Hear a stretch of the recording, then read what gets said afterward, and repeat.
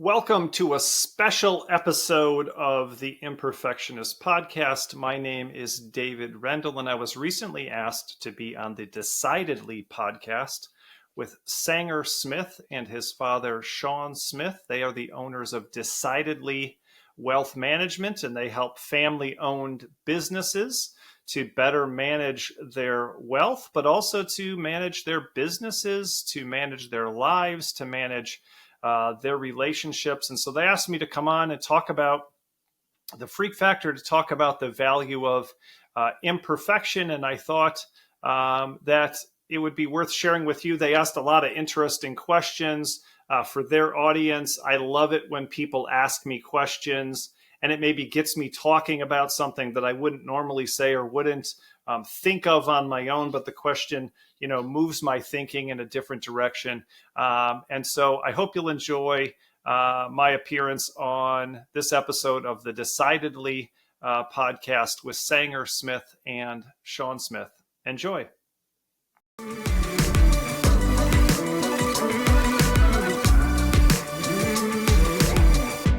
What did you get kicked out of class for when you were growing up? I don't know if I can remember any specific examples because happened. The list is too long. Yeah, it happened pretty frequently. Well, what did you do? Well, I can say one of the ones that I am most frustrated by is I would lean back in my chair a lot. Oh my God, you did that forever. I don't know why you did. Like, we told you to stop. It's more comfortable. I know you did. Why does it bother you? Because you were going to fall and break a window. But I didn't. You're saying you never did that? I didn't go through the window. You broke it. That's the consequence. I mean, that's just, it happened. Yeah, but we told you it was going to happen, and you did it anyway. The window. I paid for the window. Yeah, damn straight. There's okay. So I remember one time you got a speeding ticket. You called it the driving tax. Oh, that's different. Don't turn this on me. That's there's just consequences for lifestyle choices, I would say. And I want to lean back in my chair. Right. It's more comfortable, especially the teacher's boring. The teacher is, chastising us for having fun and smiling. Let me lean back. Let me relax. I'm bored. I finished the worksheet 25 minutes ago. You won't let me do anything. You won't let me get on my phone. Let me lean back in my chair. And so they would kick me out for that sometimes. You had it coming. I don't know about that. You guy, what's going on with your throat? I don't know. Leave me alone. Okay. So you never got kicked out? No. I know you never got kicked out. No, I was a good kid. I was a good student. Why do you think you were such a conformist and I was not? Why do you think? I think I know why you were a conformist, because you were always in different schools and moved around a lot. And I had to be. You kind of had to blend in. Why do you think I wasn't? I think you didn't have to make new friends. I think also we put you in situations that didn't suit you. I grew up and, for example, team sports for me were my thing. I played soccer, I played football, I did all the team sports, and team sports were not your jam. They weren't? No, you're just now realizing this? I mean, I liked soccer. No, you didn't. I didn't. You got kicked out of games. You got kicked off teams. Team sports were not your thing. I was red card champion. Oh yeah. So that's true. You're starting to put two and two together that maybe individual sports might be better for you, like jujitsu. But you're saying it's your fault that you put me in those. I'm saying I wasn't aware enough at the time that you would be better suited to individual sports, because I thought, I just brought to the table, hey, I liked team sports, so you should like team sports. You did that a lot with a lot of things. I think you were like, well, what else do I know? That's what you know. You're like, I went to that school. That school's fine. Sure. Yeah. I'm sorry for that. Ago. Yeah. 30 years ago, it was a good school. Sorry, it was fine. That. It's what's changed. How can it be different? How can it be any different? This is what I did. I hope I don't do that, but I'm sure I will do that as a dad. Yeah. That's how it goes. But oh well. You know what you know. What do you think you are? What's your most rebellious or countercultural quality? I would say that I am not a good follower. So I'm not a good employee. And so where that manifested itself is I found myself working for myself. So I put myself in a situation to own my own business. Well, no, I said, I'd rather own my own business. I find that I, don't want to be in a situation where I have to follow the rules. Same. Yeah. Our guest today, David Rendell, is an amazing, fantastic public speaker, and his best-selling book, The Freak Factor, is all about how to let your individuality shine. And if you ever see Dave, if you're watching the video on Spotify, you're going to know right away that this guy drinks his own Kool-Aid, because he is all about brightly colored pink things. He stands out visually. He stands out with his message, and he stands out with his wisdom. We got to have a really productive conversation about how to let our individuality shine, how to let your strengths shine, how to even let your weaknesses be on display, and how that can benefit you.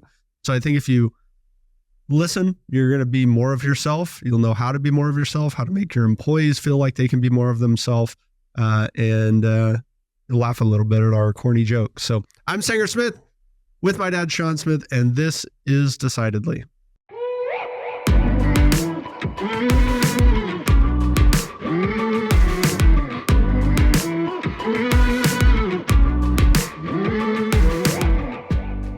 Dave, ready to get freaky? Hey, Dave. I'm ready to take you guys off to a good start. I love it. Yeah. Dave, I saw you speak at an event. Gosh, I think it must have been like 9 years ago. Holy cow, 9 years ago. Yeah, I think your book, Freak Factor, had just come out, and I got you to sign a copy. I gave it to Sanger. I don't know if I told you, Sanger. So Dave was up on stage, and I remember what you talked about, but what I really remember is Dave comes out on stage. He's wearing hot pink pants. Nice. Right. But it made it memorable. That's for sure. It does make it memorable. What I tell people is, even if people don't like it, they're paying attention, right? They're like, what's this guy doing? What's he up to? Like, it at least, and that's the job, to get people's attention, Yeah. Go to a financial advisor conference and everybody's like wearing the uniform, wearing a white dress shirt, blue sport coat, leather shoes. Like, we all look the same. When I go to my office and I'm dressed like that, I don't look like I conform. But I realize when I go to a conference, like, oh, everybody's doing this. Yeah. But there's some value in that conformity, in, not sticking out. There's some value in sort of being a team player and doing those things. But your approach, I mean, what you talk about says almost the opposite. How did you get into sort of taking that approach? Take me through how that sort of revealed itself to you. Well, some of it was involuntary, right? I'm 6'6", so you don't get to blend in, even if you wanted to. Grew up poor, so when you got patches on your pants, you look ridiculous and you stand out even though you don't want to. But during those times, I wished I could conform, right? I wished I could fit in, but I learned, especially as a business owner, people are constantly coming up to me. Why do you do that? Saying things about the pants, telling me they like the pants and all the other pink that I wear. And it's a way to be memorable. It's a way to get people's attention. And that's what you need to do in business. If nobody's paying attention to you, if nobody even knows you exist, if no one is interested in connecting with you. So I have people coming up to me who want me to tell them what I'm up to, oftentimes specifically just because of the pink. So it's a great attractor. It's a great way to be memorable. It's also, it's practicing what I preach. My message is that standing out is valuable. And if I'm up there, to Sanger's point from earlier, dressed like everybody else, telling you to be weird, acting like everybody else, telling you to freak out, looking like it, then it's inconsistent, right? And so I'm not going to tell anybody else to do something that I'm not doing. And I wouldn't be telling them that if it wasn't working. And think about this. I mean, it was 9 years ago. How many other people do you remember from 9 years ago? There's a lot of people who look like me from all the demographic categories at every presentation. So why are they going to remember another middle-aged guy going across the stage? And a lot of it's because I do things differently, not just that I look differently, but I also, communicate a little bit differently, use a little bit more humor, talk about things that are a little bit more surprising, unconventional, that kind of stuff. So when you were younger, you stood out and you hated it. What happened that made you start to embrace it?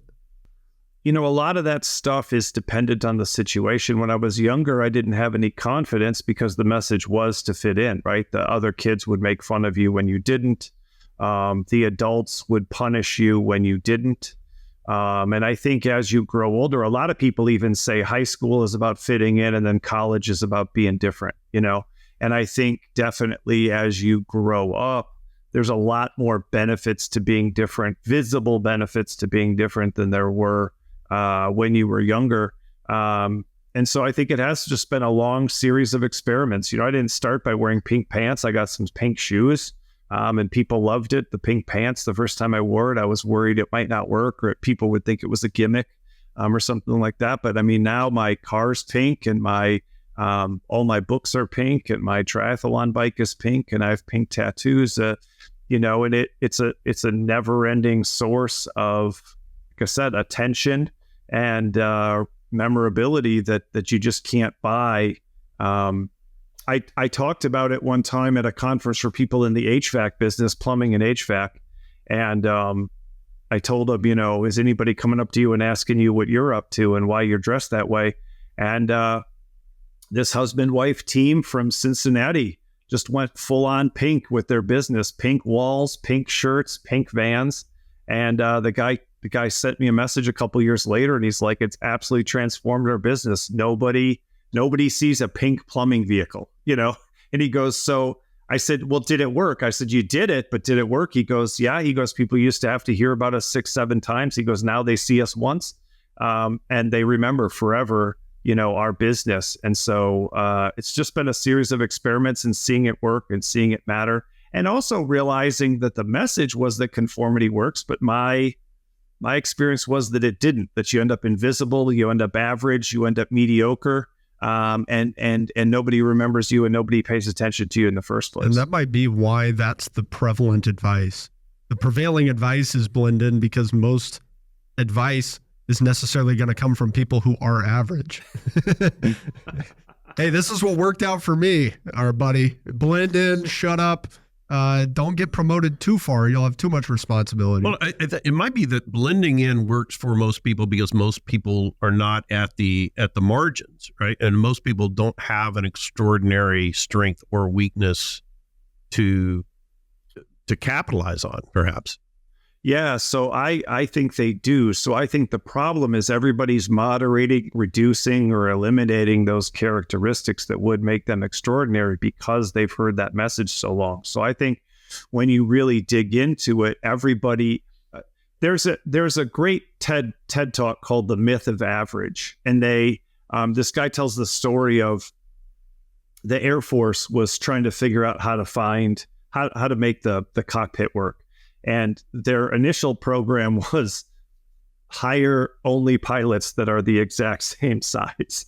And so they had huge limits. And this is back, 50, 60, 70 years ago. So there were huge limits they would only hire people a certain height and a certain weight. And then they hired this guy to help them figure it out. And so he measured the height and weight of every single person, their arm length, their leg length, their hand size, their head size, everything. And then he averaged it and he came up with the average size. And there wasn't one pilot out of 2,000 that was the average size that matched all of the different things. So my actual belief is that there is no average person. There is no normal person. If you were normal, you'd be the weirdest person anybody's ever met. You drive a Honda. You have a 3-bedroom, 2-bathroom house. You 2.5 kids. Went to a couple. Yeah, you went to a college, but you didn't graduate. Right. You have 2.5 kids. You wear a size 9 shoe. You're exactly 5'9" and a quarter. Like you'd be the wildest person that anybody had ever met. Because it just doesn't happen. You make the average wage. And it doesn't happen. And it's also nothing that anybody aspires to. If the average household income or the median household income in the United States is like $50,000, $60,000. There's no one like, oh, yeah, if I could just max it out at 54 grand total, income in my family for the rest of my life. There's few people aspire to that. Even if they're below that, that's not their aspiration. they'd love to go way past that. I hope my kid goes to college but doesn't finish. That's nobody's aspiration, but the minority of people graduate from college. 13% of people start a business, but almost everybody I talk to wants to start a business. So you have to be a bit of a weirdo to start a business, or you have to, disagree. One of the things that you said earlier is the people giving the advice. What I always tell people is the person giving the advice in the position you want to be in? Who's that person telling you what you should and shouldn't be doing? Are they where you want to be? And oftentimes not. It's a person without a business telling you how to run your business. A person who's divorced telling you how to have a better marriage, or, fill in the blank. Right? I've received both of those pieces of advice this week. Oh, yeah. Yeah, a lot of times. No, it happens all the time. In my experience, the unsolicited advice often comes from people who are not in the position that I want. And I have to beg and plead for the advice from the people who I admire. And, I don't know why that is, but yeah, I think you've touched on something. Why you're getting a lot of unsolicited advice. No, why it tends to come from those sources, why those people feel qualified, I guess, to there's more of them. Advice. Maybe that's it. There's something called the Dunning-Kruger effect that explains that. And the Dunning-Kruger effect says that people who are really competent and successful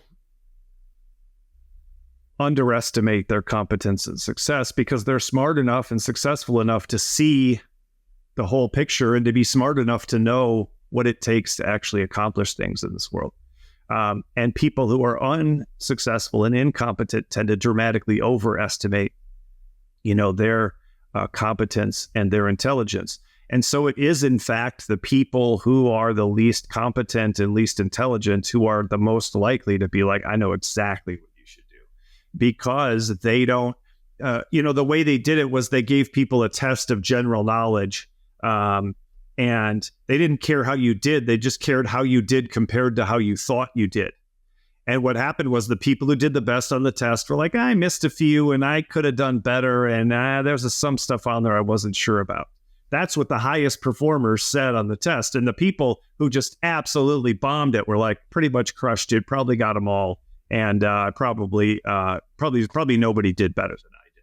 Right. And so they just realized there's this huge gap, which makes it hard to give people feedback at work.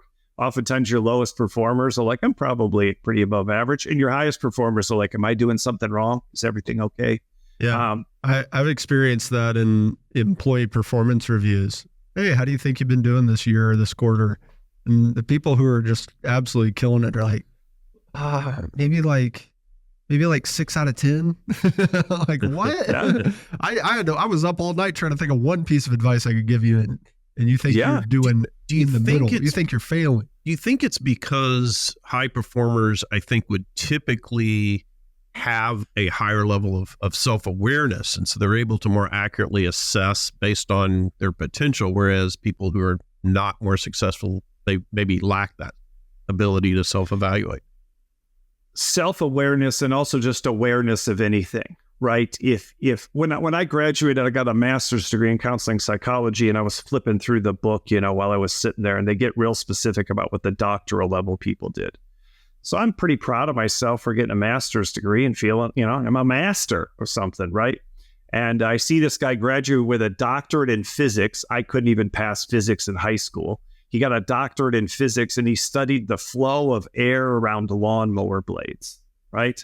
So I think what happens is the smarter you get, not only the more self-aware you get, and it's not even smart, the more you expose yourself to what's going on in the world, you realize just how much is out there. And you realize that what you know or what you're the master of is really, really small compared to everything else going on there. But the smaller your world is, and this isn't just intelligence, the less you expose yourself to, the less podcasts you listen to, the less books you read, the less you travel, the less you know of what's actually going on, the more you think, I pretty much got it mastered. It's a pretty small pie and I've got it all, kind of figured out.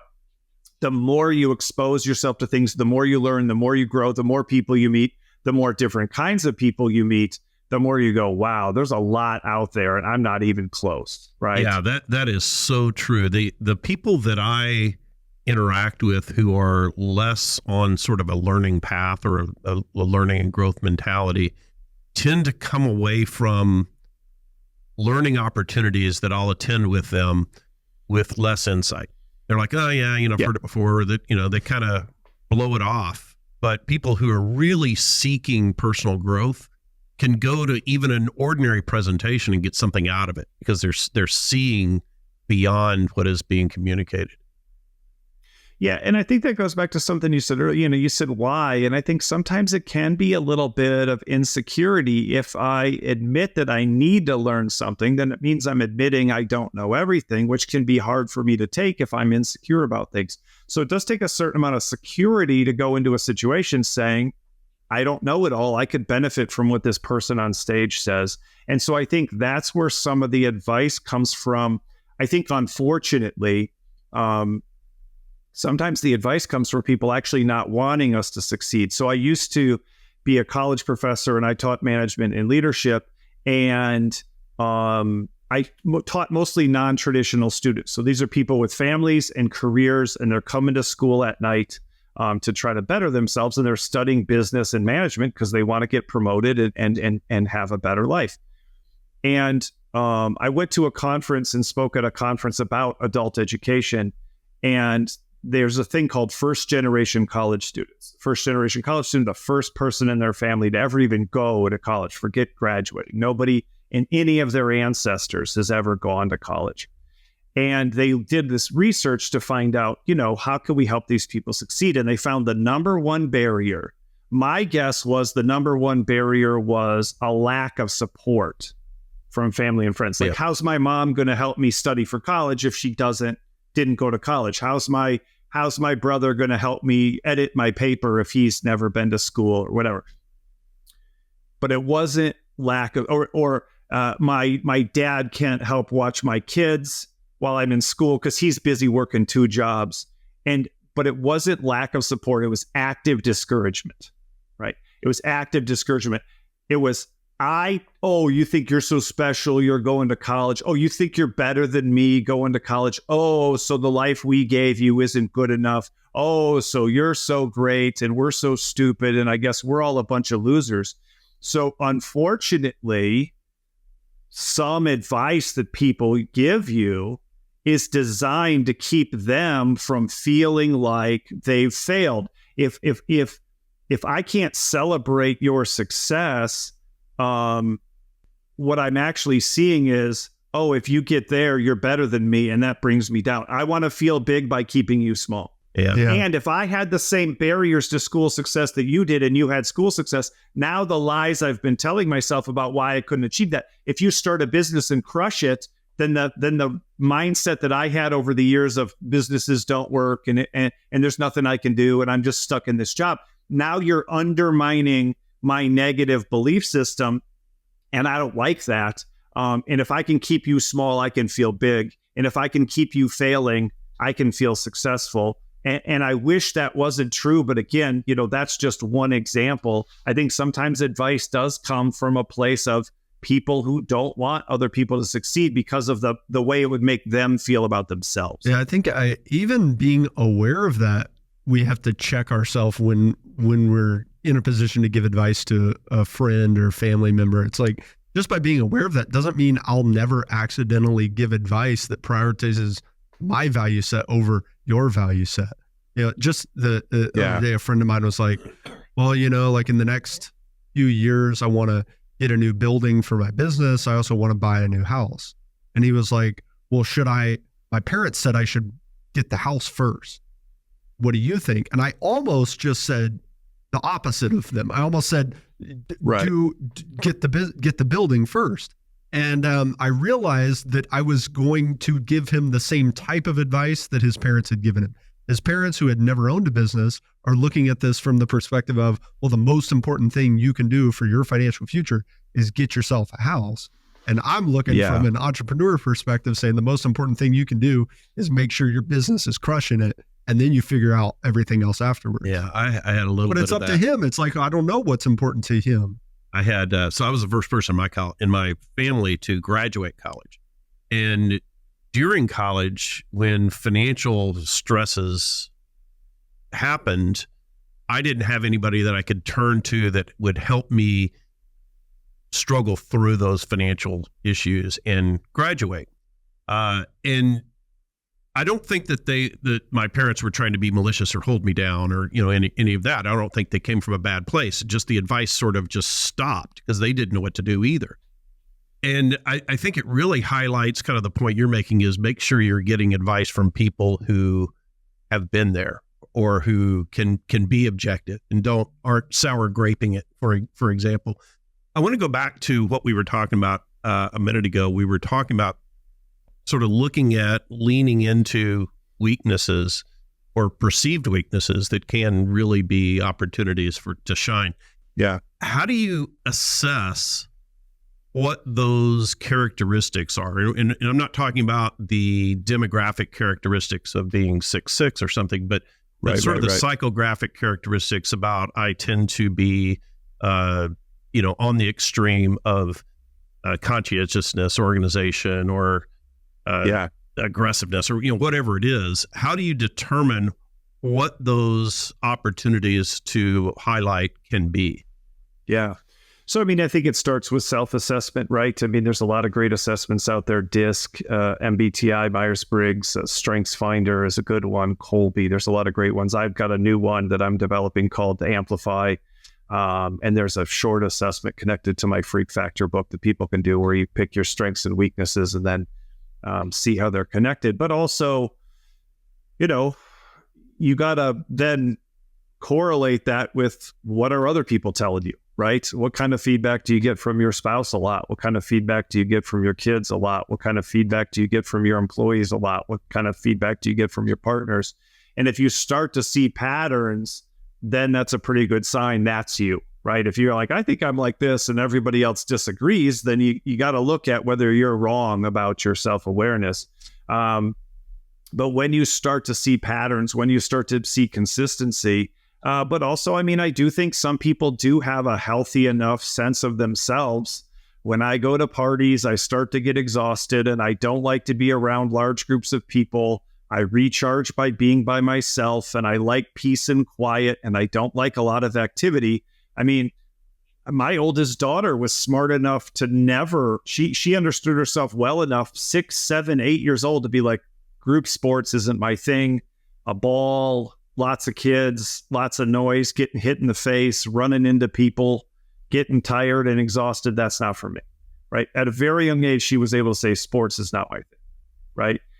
So I do think part of it, but also, how often is anybody asking us, to your point about conforming earlier, usually people aren't really saying, who are you? They're saying, here's what I want you to be. So part of it is just taking the time and having the confidence to say, I need to know who I am and I need to not let other people try to define me. But I think it's looking at those kinds of things and it's believing it's important. I think another reason people don't necessarily look at themselves and think about things like self-awareness is because it's like, well, it doesn't matter who I am. It just matters, what does my boss need from me and what does my spouse need from me and what do my kids need from me? And so they're just busy looking out at everything that's required instead of looking in to say, how does that relate to who I actually am and my ability to deliver on those things? When you've obviously made a conscious decision to stand out, did you ever get advice on that, or is it something you figured out?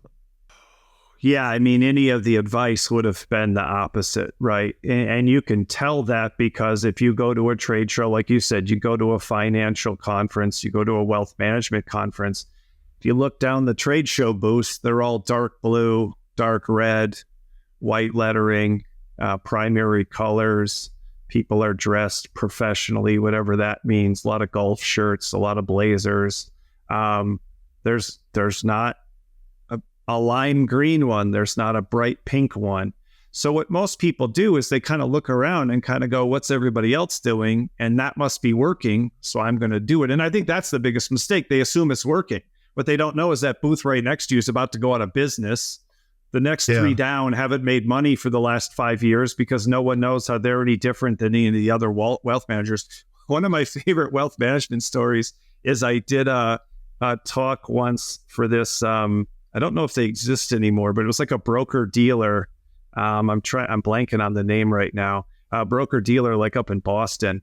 And unfortunately, I spoke to them like in 2008 when the financial crisis, like I think I was on stage as they were walking out with boxes behind you. When like 75 people left the room as the stock market, tanked like 1,000% in a day. But they had a rule with that broker dealer that you couldn't have facial hair, right? Nobody likes facial hair. No one's going to invest with somebody with facial hair. The statistics show that the facial hair isn't going to get you the widest customer base, and it's going to turn people off.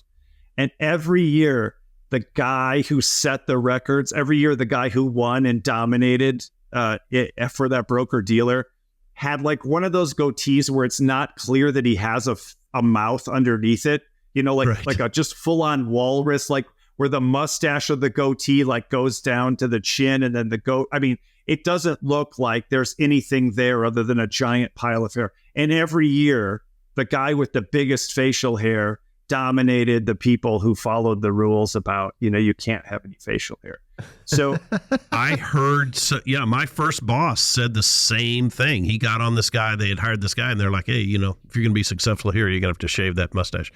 They still do that at Goldman, by the way. Oh, yeah. They still make them wear a suit and tie.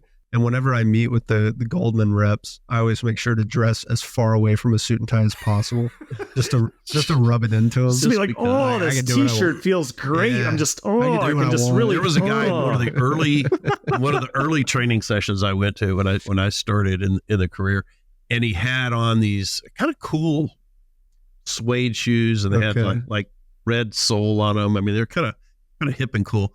Yeah. And the guy comes in. Or the instructor comes in and writes up on the board, financial advisors don't wear shoes with red soles. It just left it up there and just shamed this guy. Like, that guy conformed. He snapped too. But how do you balance out? Because there is some wisdom in some of that, right? Some of it's garbage and you should reject it. Some of it is wisdom, though.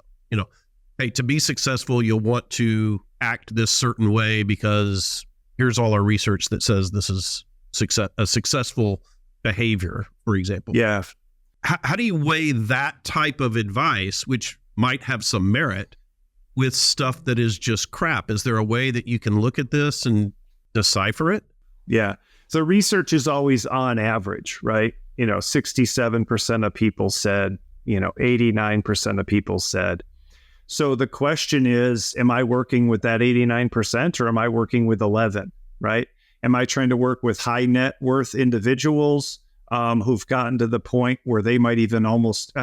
One of the things I've always noticed is as people get wealthier, they dress more like the poorest people in our society, right? Sometimes. And then as people get wealthier, they name their kids the way that oftentimes poor or uneducated people... Like people at both ends of the spectrum are like, I don't care. I'll do whatever I want. And then the people in the middle are like, I'm going to name my kid John, right? So I think it really comes down to who's your audience and sometimes who you want your audience to be. So sometimes people say in like speaking, know your audience. I think the real thing is find your audience. If you go to see, I watch a ton of stand-up comedy. If you go to see Anthony Jeselnik or Jimmy Carr, they're going to be rude, offensive. They're going to push all the boundaries, not even just push them. They're going to cross all the boundaries. They're going to say dark, horrible things. And the people there are going to think it's hilarious. And then a bunch of people online are going to say they're the worst human being ever. So they know who their audience is. And when you're Larry the Cable Guy, all you got to do is get 10,000 Larry the Cable Guy fans to come to your show. And it doesn't matter if the other 330 million people in America don't like what you're up to. So I think that's what's missing in all the research is, well, who am I trying to connect with? Anything you do is going to attract some people and repel other people. And the biggest problem with the middle is you end up average, mediocre, and invisible. So you never even really get to find out what would work because everybody isn't going to the middle. Everybody's going, oh, I like what that person's up to. I'm going to go over there. And then somebody else says, oh, I like what that person's. Oh, that person seems to specialize and that person seems to focus on people like me. That person dresses like me. And you lose to everybody else who's unique because there's nobody who's like, oh yeah, I just want somebody who doesn't care and doesn't know and looks like everybody and acts like everybody, because I don't think most people perceive themselves that way. Yeah, you're almost like targeting this mythical, non-existent consumer avatar of the person whose favorite ice cream is vanilla. I heard a sports commentator talk about that. He was like, we criticize all these players that are doing things different. Oh, his style's weird. His swing isn't the traditional golf swing that your coach teaches. But they're winning. They're good. They're selling jerseys. Vanilla is the most popular ice cream. It is what sells the most, but it's nobody's favorite. Like, nobody actually prefers vanilla. We prefer mint chocolate chip, and then half of the country thinks it tastes like soap. Well, and there's that's a great example, right? Some people love cilantro, and other people it literally tastes like soap in their mouth. And so then you go, well, there's a lot of people out there who don't like cilantro, so you stop selling cilantro. Well, now you don't have anybody coming to your Mexican restaurant anymore, because in appealing to everybody, then you appeal to nobody, because the people who love Mexican food go somewhere else, and the people who don't like cilantro aren't heading to the Mexican restaurant anyway, right? So I think you said it. It goes back to what we said earlier. I do think that average is a lie, normal is a lie. There is no middle. There is no person who is just kind of nothing and nobody and doesn't care and doesn't try and doesn't stand out in any way. There might be people who are trying to act that way. Part of what I tell people is, I'm talking you about the freak factor. I'm not telling you to be weird. I'm telling you already are. You're just pushing it down. Like, I spoke to a bunch of bank compliance officers. And they laughed. I was like, you already are super weird. Like, bank compliance officers are not regular folks, right? Yeah. You already are weird. The question is, are you going to let yourself admit to other people that you get off on compliance, that you love a good spreadsheet, that you love some analysis, that you love to crack open your laptop and run some numbers, that you love following the rules, that you love little tiny details? Are you willing to accept that about yourself? Or are you going to pretend like, hey, I'm a cool guy. Like, I'm into whatever. I watch Netflix. It's like, no, it's fine. You are a unique breed of person, and you have a lot of value. And at a bank compliance officer event, you could have a lot of fun and make a bunch of friends who get you, right? Yeah. So I think everybody's like that. And that's why conferences and stuff like that work, because you go find a bunch of people who are weird in the same way you are, but there's no conference for normal people. So is there ever a limit to it? Because I can see the benefit to this constructive individuality that you're talking about. I like that, instructive individuality. And I talking about wealth advisors. There's this guy. I think I've even told this story on a podcast. I went to a conference of financial advisors. There's a guy wearing a red shirt, red jacket, red cowboy boots, bright red. Was he carrying a pitchfork? No, he didn't have horns. I was going to tell you who it was. Or anything.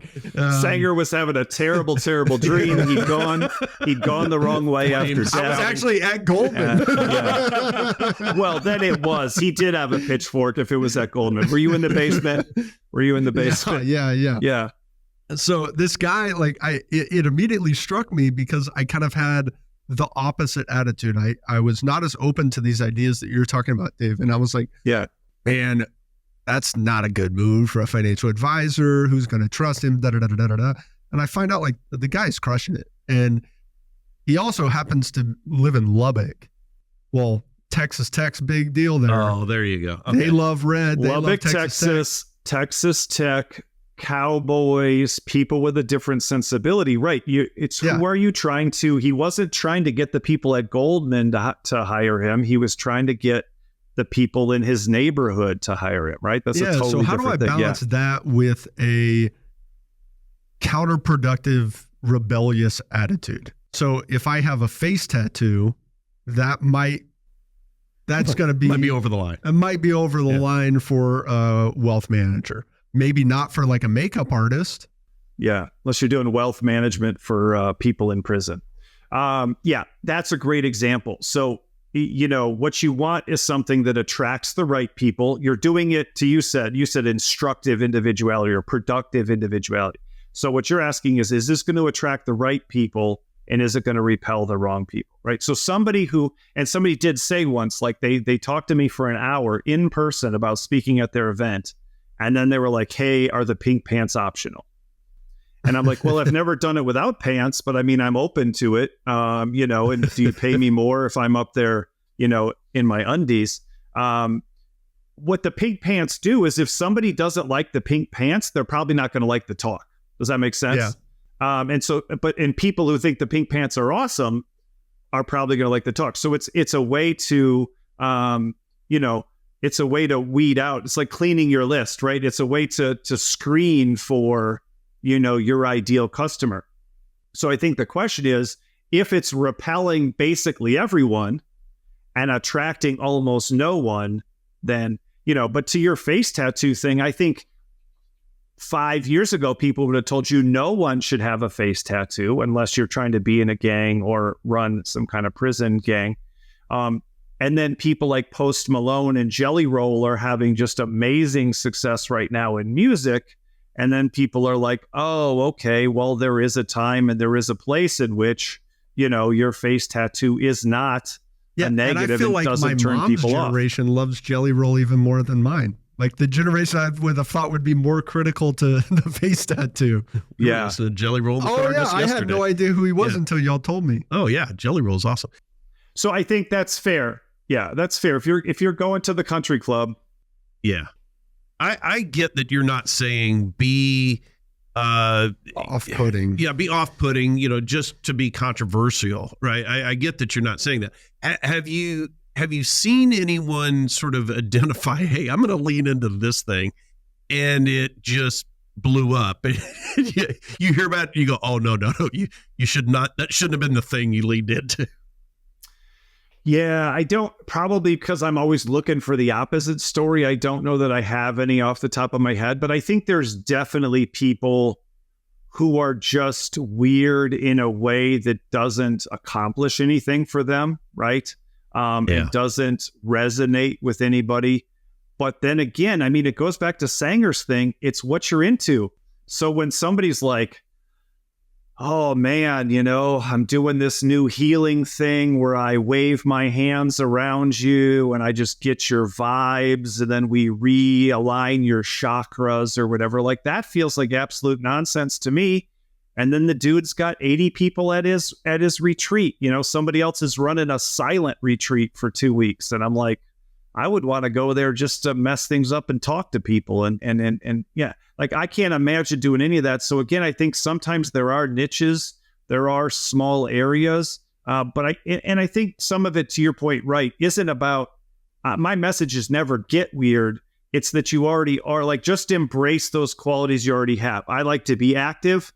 Be active. I like to be in charge. So I built a business and I run my own life. I like to talk. So I go on podcasts, and actually just yesterday, the first episode of my podcast, the Imperfectionist podcast, came out because I'd rather talk for an hour than write for an hour.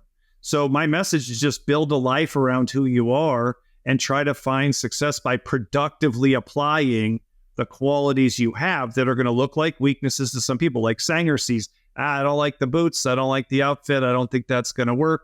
And then you're like, oh, but it is working. And I think you asked that earlier. That's how I just started finding those stories and examples over and over and over again, where I just kept pushing the boundaries of uniqueness, and it just kept working. And I haven't gotten to the point where it stopped working. And I know it does happen for the people. I think oftentimes the end is some of this stuff you've seen recently, and I won't use names because things go out of style real fast and maybe other information will come out. But, when celebrities get caught with people who are underage, when celebrities get caught doing things that are illegal, when celebrities get caught abusing their spouses and partners, some people get to the point where they just go, I can do whatever I want, whenever I want, however I want, and it's always going to be okay. And they start to feel a sense of invulnerability and invincibility. But that isn't being who you are. That's being destructive, right? And so I always say, The only difference between a weakness and a strength is, am I trying to use this quality to make the world a better place and to provide a better life for myself and my family and my customers?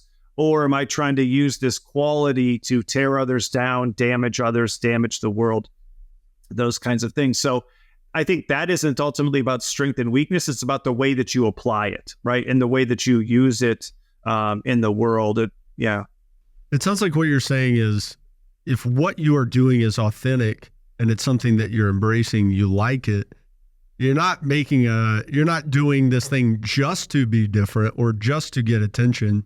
You're wearing pink because you like pink. If you didn't like pink, that you'd get sick of it.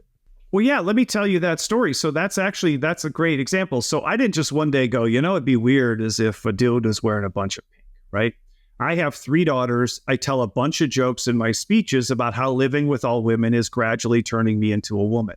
And people think it's hilarious. They laugh at the stories. Yeah. And then I thought, what if I wear some pink shoes as a representation of the fact that I live in a house with 4 women, and they're trying to get me to use the exfoliating body wash, and they're trying to get me to trim my eyebrows, and they're trying to get me to use a loofah sponge, and they're telling me I should shave my legs. They want to manage the way I dress. And so I just started doing that because it was fun and silly. But right, it wasn't, what could I do to be a weirdo? It's not a gimmick, right? It's not fake.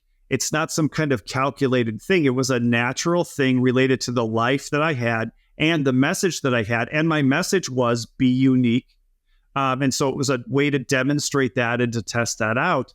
But yeah, the pink was not a strategic marketing decision in the beginning. It was just a natural outgrowth of the life that I had. So yeah, that's what I'm telling people to do is not, I'm not telling people, go on AI and ask them what you could do that's weird that no one else is doing. I'm saying, look inside yourself and build a life around who you are, what you like, your value set. You use that phrase, that word, that phrase earlier. What do you care about? What matters to you? And how can you use your unique strengths and weaknesses to further those goals and to make the world a better place in the way, that you think, fits with your belief system? So now what if you have people who are working for you and they're being themselves, they're being authentic, but their authentic expression of who they are is kind of like disruptive, killing the vibe. Maybe. Yeah. Or maybe it's disruptive. Yeah. Yeah. The big part of the Freak Factor message that I share is you have to accept and appreciate yourself and others. And you need to amplify who you are, but you have to match that to the situation. So I don't get to go to work where they need me to sit still and be quiet and do what I'm told and tell them, I love to stand up and talk and do my own thing. And if you don't like it, screw you. I can live my life that way, but I can't expect that you're going to keep paying me for that if that's not what you need, right? And you say, Dave, I really need you to manage these details and manage these spreadsheets. And I'm just like, that's not really my thing, man. But keep sending me my paycheck and keep, employing me and taking care of my benefits. So I think the alignment is a huge part of this. I'm not asking teachers at school to appreciate the fact that I like to stand up and talk and run my own business. I'm an adult now, and I don't need to make those people happy, and I don't have to deal with them anymore. And so you have to match who you are to where you are. And if who you are doesn't match where you are, that's not the employer's responsibility. That's your responsibility. Now, I do encourage employers to do their best to create an environment where people can potentially productively. Maybe that person needs to move from accounting to marketing. Maybe they need to move from marketing to sales. Maybe they need to move into customer service. Maybe on a micro level, what they're doing doesn't fit, but in a different area, it could. And maybe you can get the best out of that person just in a different role or by adjusting their responsibilities. So I'm working with a company on the Amplify assessment right now. And there was somebody in customer service who hates the documentation part. But they do these things called client roundtables, and she loves managing those and organizing those and communicating with the clients and connecting to those clients in that way. Another customer service rep, same job description. She loves the job description, or she loves the documentation. She's much more conscientious. She's much more detail oriented. She hates the client roundtables. She loves documentation. And so they're both doing the same role, but the company allows them to move in that direction of, I don't like that and I'm not good at it. I'm going to do less of that. I do like this and I am good at it. I'm going to do more of that. And now they have two people who are more connected, more aligned, more successful, more fulfilled, because instead of just going, that's just the job and everybody does roundtables and everybody studies documentation. So I think if somebody's way out and they just don't fit and there's no connection, like you said, and it's actually maybe against what you're trying to accomplish in your company, then, that person doesn't fit and that's fine. But I think oftentimes there's things that we can look at and see if we can make adjustments to help people find a better fit within our organization. Yeah, I think not every organization is going to embrace it. I mean, if you're in the military or working at the front desk of the Four Seasons, there's some conformity, and that may not necessarily mean that conformity is bad. It just may mean that's maybe not a home for you to shine in the way that you're trying to amplify. Yeah, I forget the exact details, but Walmart does a screening when you go to work there, and there's basically one question that's pass-fail, and people don't know that going in. But there's basically one question that's pass-fail, and it's like, do you like to do what other people tell you to do, or something like that, right? And if you go no, then it's just like, a big red X doesn't come up on the screen. Like, they don't let you know in that moment, but just like those people don't make it. But I think that's a more important point. The Four Seasons picks people who are aligned with what they're trying to accomplish at the Four Seasons on the front end. They don't try to turn you into somebody. So it really isn't conformity in the sense that we think of. They're not asking you to conform. They're hoping to find people who go, yeah, I get it. I like to help people. I'm a little bit classy.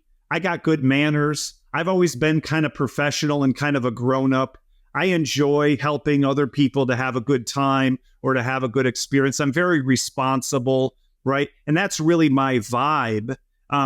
That's what they're trying to do. So that's what I really encourage companies to do is you're not going to turn somebody into the person you need them to be. You need to find the people with, to your point, the vibe, the culture, the value set, those kinds of things. You want to look for those people in the front end, because that's a big mistake some people make, because they're like, if someone's got the motivation, I can turn them into whatever I need. I can turn you into a customer service rep. I could turn you into a salesperson. You can't turn somebody into a salesperson. You can make them better at sales, but you can't turn somebody into a salesperson. There's some people who've been selling since they were 7 years old, and it wasn't a training program.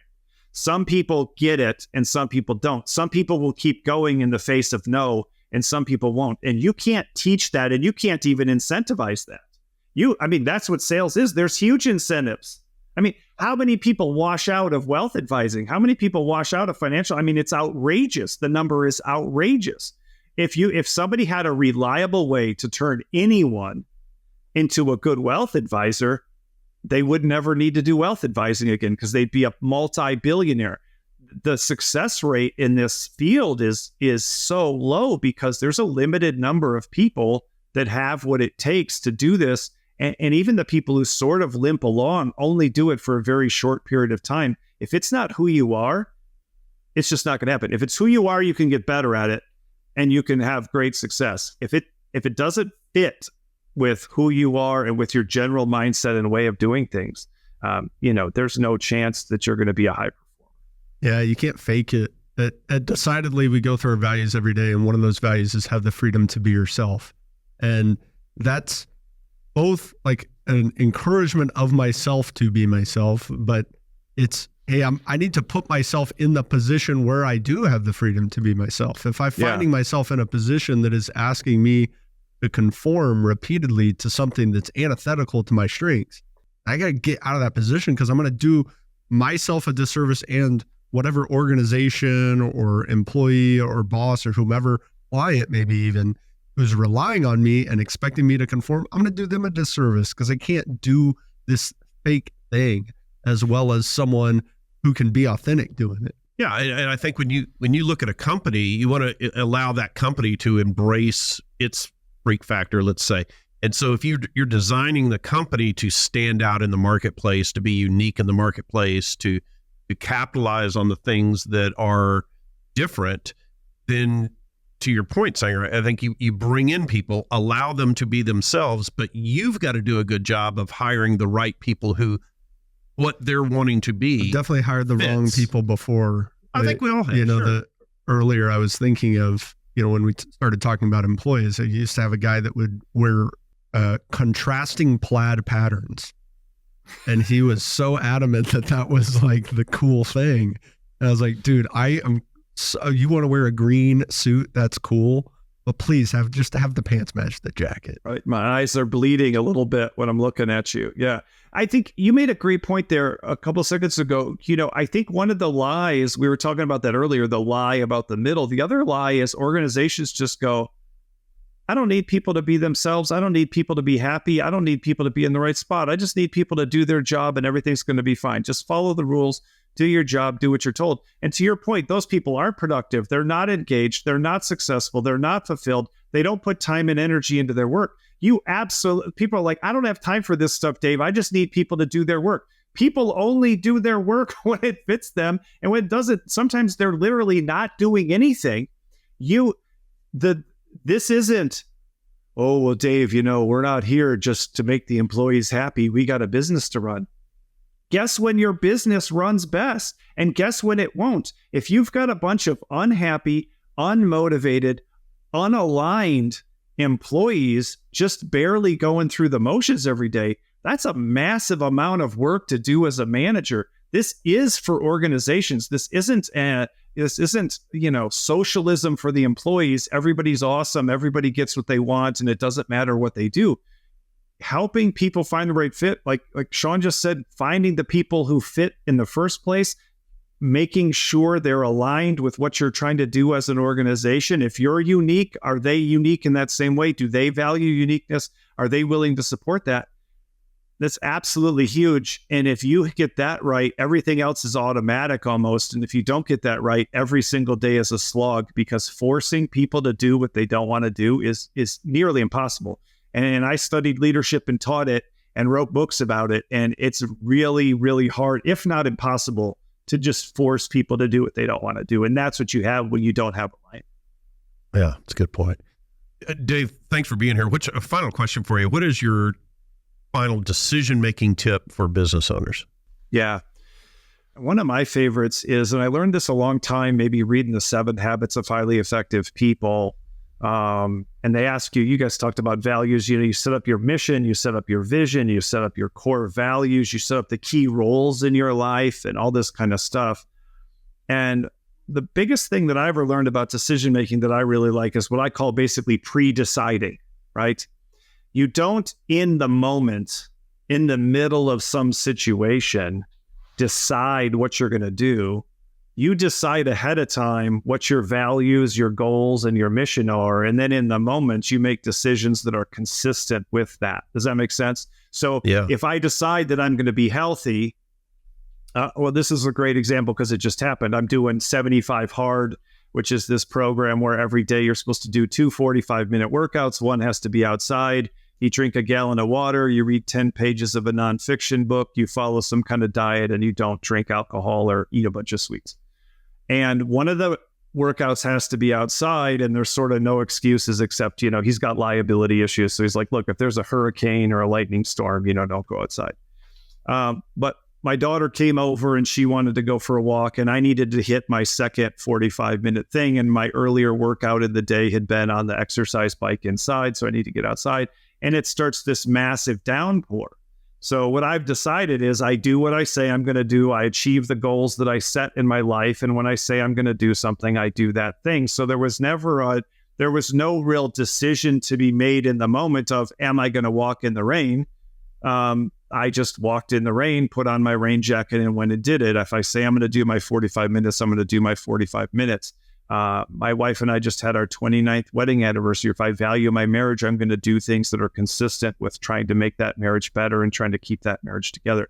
So I think pre-deciding things, making commitments to yourself. I'm going to spend 20 minutes planning in the morning. I'm going to work out at lunchtime every day.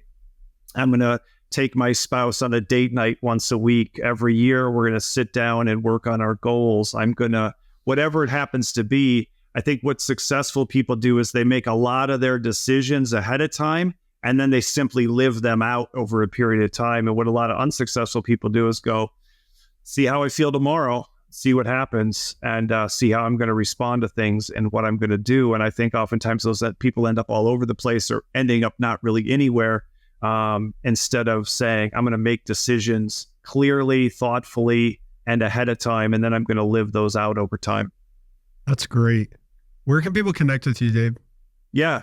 I'm all over social media. My website is drendall.com. So DRENDALL.com. My videos are on there. My books are on there. I just started, like I said, the Imperfectionist podcast. That's on Apple, Spotify, YouTube. And I just started the Amplify Personality Assessment. That's at amplifytest.com. If people want to do an assessment or do an assessment for their business and learn more about their strengths and weaknesses and how to find alignment. But yeah, I'm all those places. If you Google David Rendall, it'll be mostly me, and then a 70-year-old guy who was an opera singer in England. And yeah, but it's mostly me, and you'll figure it out. Although I did have a client one time go, because the Google creates like a composite on its own based on what it thinks is happening. So like if you Google me, there's this little like Google box, and it's my picture and my books and my name and what I do for work. And then it says I was born in England and I'm 75 years old, you know? So I did have a client one time. Good. You've merged into him. Yeah, it was virtual. He contacted me once from Chile and told me where we come from. And there's an island with a town called Rendell off the Orkney Islands. And I told him I'm, 6'6" and I run marathons. He said, I'm 5'8" and 290 pounds and I watch marathons. So we've connected. But there was a client one time we were doing a virtual, and so all they'd seen is what they could find online. And so when I got on there and they saw me, they said, we need to ask you a question. Do you just look amazing for your age, or is there a mistake? Like, are you the most amazing looking 75-year-old we've ever met, or is there some kind of confusion online? So yeah, said my daughters have me exfoliated. Yeah, that's exactly right. I'm gonna keep it going for a long. I got a skincare routine. If you got a good skincare routine, you're gonna be fine. Nice work, Sanger. That's a callback right there. That's some good comedy right there. That's a good job. Thanks for coming, man. Yeah, thanks for having me on. This was awesome.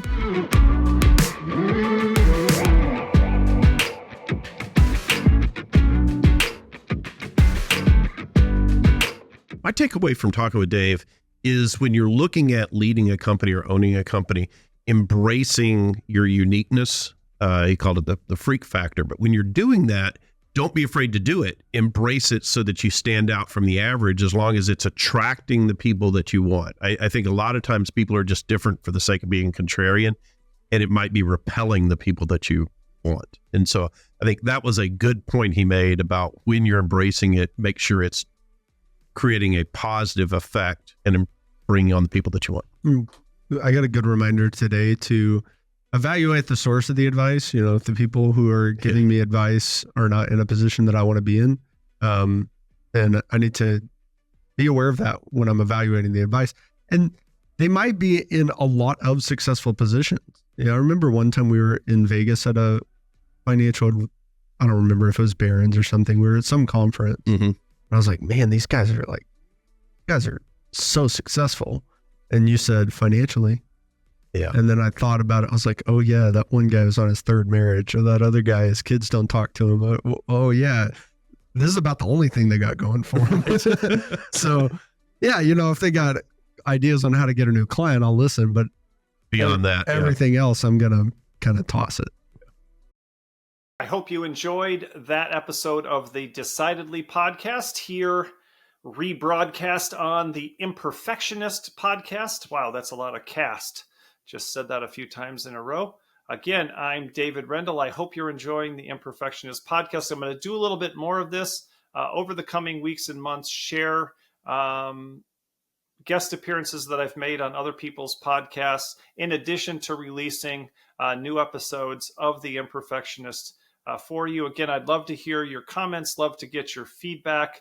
If you're enjoying the guest episodes, or if you don't like it at all, maybe that'll be the imperfection, is that I'll keep doing it, even though you don't like it. Because, hey, we've talked about it before. And if you haven't listened to that episode, it's okay to get 1-star reviews every once in a while. So I hope you enjoyed this appearance of David Rendell on the Decidedly podcast, and look forward to seeing you next time on the Imperfectionist podcast.